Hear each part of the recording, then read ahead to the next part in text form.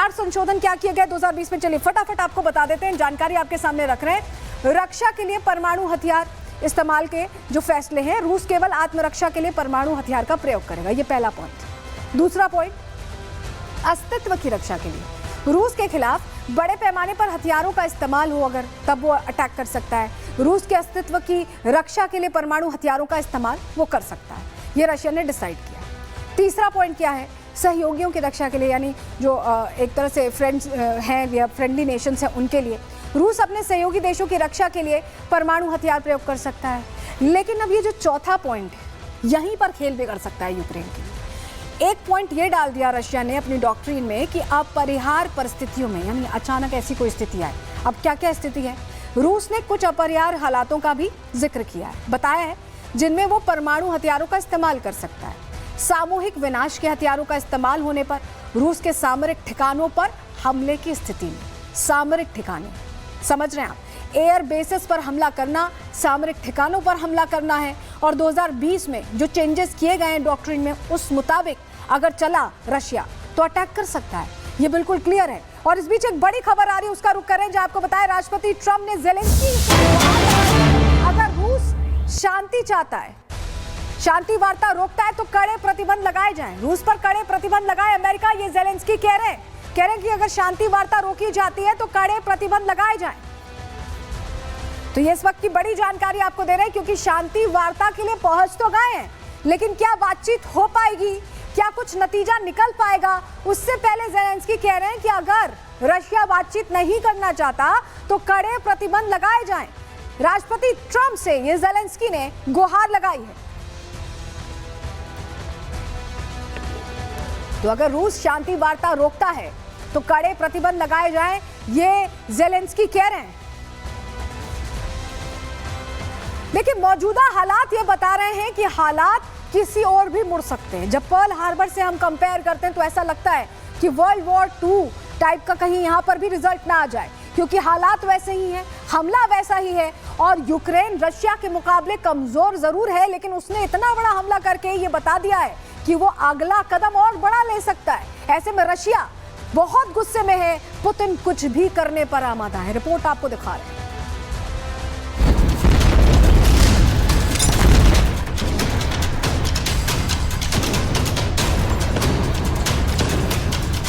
रूस और यूक्रेन के बीच करीब 3 साल से जंग जारी है।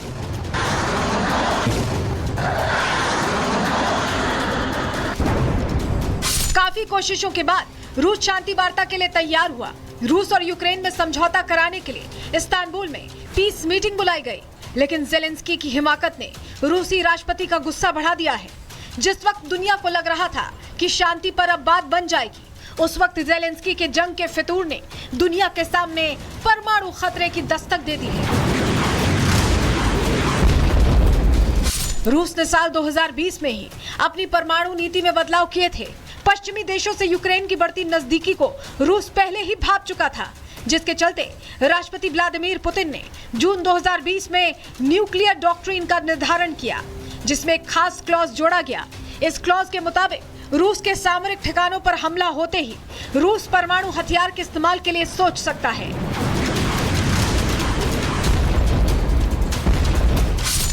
हालांकि रूस शुरू से कहता रहा है कि यूक्रेन से जीतने के लिए उसे परमाणु हथियारों की जरूरत नहीं है, लेकिन नाटो देशों की शह पर यूक्रेन जिस तरह रूस के सैन्य ठिकानों को निशाना बना रहा है, वो रूस को मजबूर कर रहा है।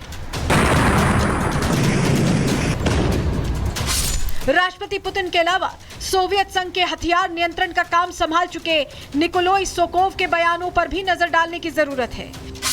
सोकोव कह चुके हैं कि परमाणु हथियार को मत भूलिए, बहुत सावधान रहिए।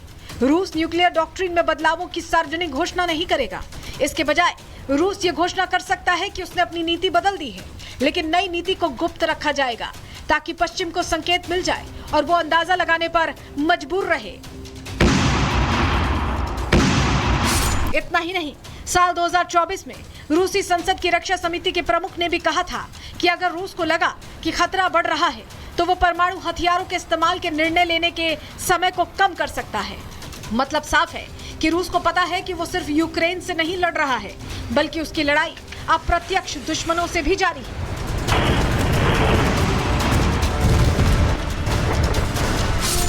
की न्यूक्लियर डॉक्ट्रिन उसकी राष्ट्रीय सुरक्षा नीति का एक महत्वपूर्ण हिस्सा है। इसमें बदलाव की संभावना वैश्विक हालात पर निर्भर करती है। कल से पहले तक रूस की नीति रक्षात्मक थी, लेकिन ज़ेलेंस्की ने जो किया है उसके बाद रूस आक्रामक है। और अगर इस बार रूस ने अपनी न्यूक्लियर नीति में बदलाव किया तो हो सकता है कि दुनिया विश्व युद्ध के मुहाने पर पहुंच जाए।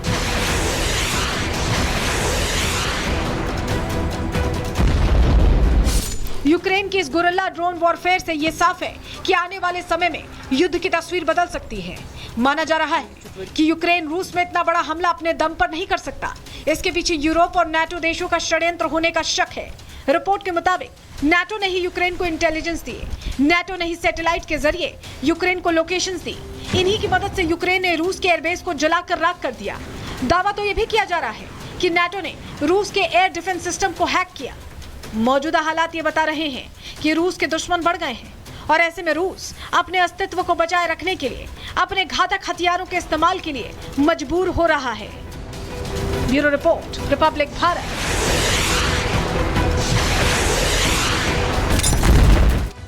और इस बीच बड़ी खबर आ रही है जहां आपको बताया यूक्रेन के कई इलाकों पर रशिया ने कब्जा कर लिया है। इस वक्त का बड़ा अपडेट जो मिल रहा है, यूक्रेन के कई इलाकों पर रूस ने कब्जा किया है। सुमी और वोल्चर्स पे कई क्षेत्रों में कंट्रोल ले लिया है। करीब 191 वर्ग किलोमीटर इलाके पर रशिया ने नियंत्रण कर लिया। ये बड़ी खबर इस वक्त की बता रहे हैं आपको, क्योंकि रशिया अब तेजी से आगे बढ़ रहा है और रणनीति के साथ आगे बढ़ रहा है। रशिया का ये मानना है ये जो अटैक हुआ है इसका खामियाजा यूक्रेन को भुगतना पड़ेगा और ऐसे में अब ये 191 वर्ग किलोमीटर पर यह अटैक हुआ है।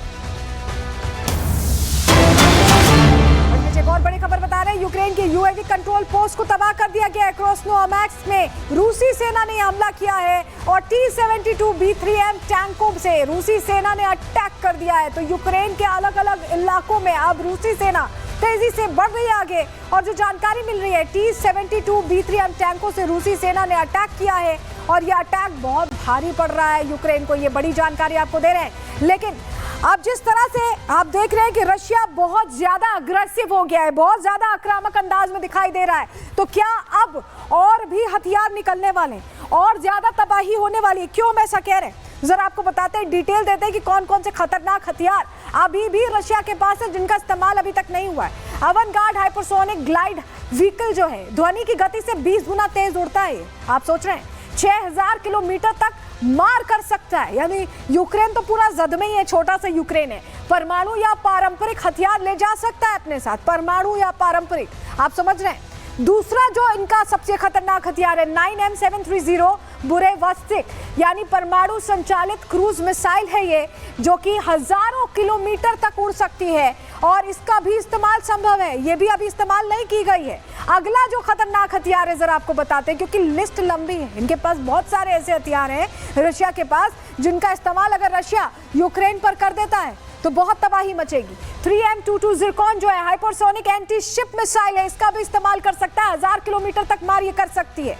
इसके अलावा जल्दी से ग्राफिक्स बदलेंगे अमित, क्योंकि बहुत सारी जानकारियां हैं। KH-47M2 Kinjal hypersonic ballistic missile है। बैलिस्टिक मिसाइल तो यूक्रेन के पास है ही नहीं, ये 2000 किलोमीटर तक मार कर सकती है। रशिया के पास पता नहीं कितनी सारी बैलिस्टिक मिसाइल है। पोसाइडन की बात करें, परमाणु विस्फोट से सुनामी पैदा कर सकता है। ये सोचिए कितना खतरनाक हथियार है, सुनामी पैदा कर सकता है। पोसाइडन परमाणु संचालित ड्रोन समुद्र में तटीय शहरों को नष्ट कर सकता है, पूरी तरह से तबाह कर सकता है। अगला इनका खतरनाक हथियार RS-28 सरमत, ये भारी अंतर महाद्वीप बैलिस्टिक मिसाइल है और 10 से 15 परमाणु हथियार ले जाने में ये सक्षम है। तो आप समझिए ये तमाम जो चीजें हैं ये तो अभी इस्तेमाल ही नहीं की रशिया ने, लेकिन गुस्से में रशिया क्या इनका इस्तेमाल करेगा ये देखने वाली बात होगी। इस बीच एक और बड़ी खबर आ रही है, रूस के लेनिनग्राद में भीषण आग और धुआं देखा गया है। लेनिनग्राद इलाके में भीषण आग और धुआं देखा गया, ये जानकारी मिल रही है। देखिए रशिया में भी लगातार यूक्रेन ऐसा लग रहा है कि स्ट्राइक कर रहा है।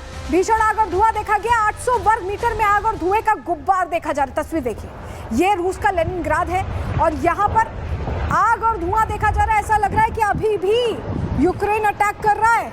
ये तस्वीर कम से कम यही कह रही है, हालांकि अभी हमें और जानकारी का इंतजार है, लेकिन तस्वीरें भीषण तबाही बता रही हैं कि यहाँ काफी नुकसान पहुंचा है। ये तस्वीर अब अहम इसीलिए हो जा रही है क्योंकि इस तरह के नुकसान की तस्वीरें सामने आ रही हैं जो बता रही हैं कि अभी ये युद्ध और भयंकर और भीषण हो सकता है। फिलहाल बात चल रही है, लेकिन बात का क्या निष्कर्ष निकलता है ये देखने वाली बात होगी। लेकिन ये तस्वीर देखिए, लेनिनग्राद की ये तस्वीर, जो काला धुआं उठता आप देख रहे हैं, आग के शोले आप उठते देख रहे हैं, ये बता रहा है कि बहुत भयंकर यहां पर अटैक हुआ है।